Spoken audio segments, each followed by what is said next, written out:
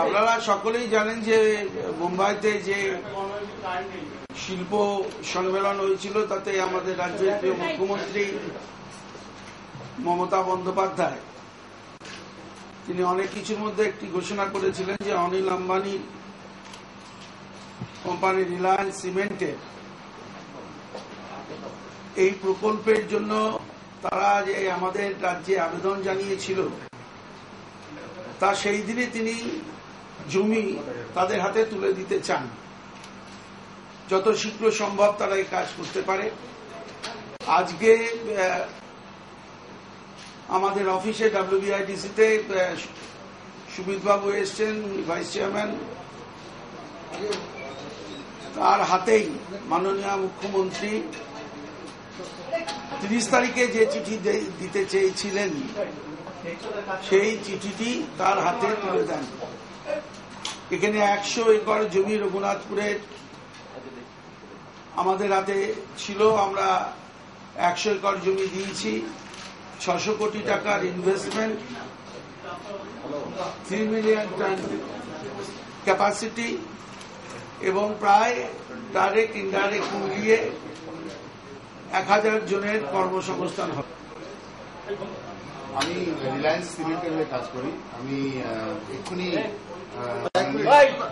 মুখ্যমন্ত্রীর কাছ থেকে আমাদের ল্যান্ড অ্যালটমেন্টের চিঠিটা নিয়েছি এবং আমি পশ্চিমবঙ্গ, এখন তো বেঙ্গল গভর্নমেন্টকে অনেক অনেক ধন্যবাদ জানাই আমাদের এই ল্যান্ডের অ্যালটমেন্টটা তাড়াতাড়ি করে দেওয়ার জন্য।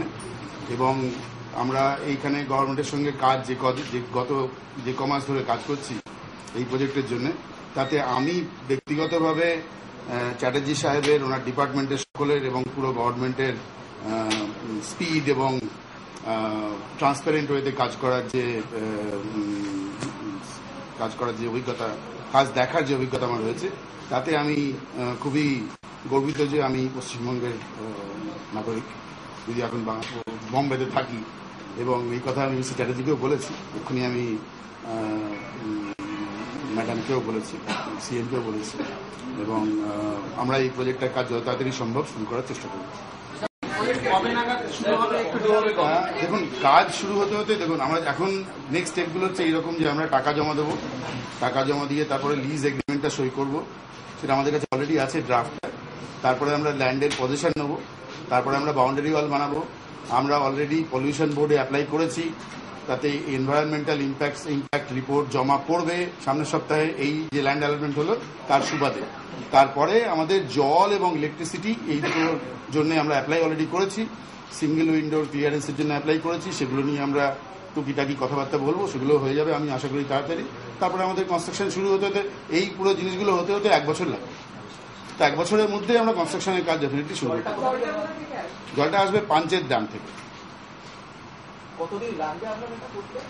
শুরু হওয়ার পরের থেকে 2.5 বছর এরকম লাগবে। মাননীয় মুখ্যমন্ত্রী ওনাদেরকে বলেছেন, সেটা একটা খুব উল্লেখযোগ্য, যে আপনারা যে সময় ধার্য করেছেন তার থেকেও যদি আরো আগে এটা করা যায় সেদিকটার দিকেও নজর দেবেন, ওনারা চেষ্টা করবেন সেটা নিশ্চয়ই। 600 কোটি টাকা।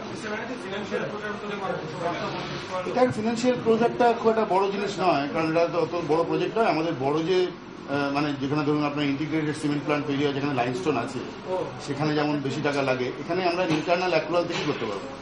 মানে স্ল্যাগ এবং ফ্লাই অ্যাশগুলো থেকেই হবে। স্ল্যাগ আসবে ইসকো থেকে, DSP থেকে, ডিস্টেন্স খুবই কাছাকাছি। ডেট ইকুইটি নর্মাল সিমেন্টের প্রজেক্টে যা হয় 30-70।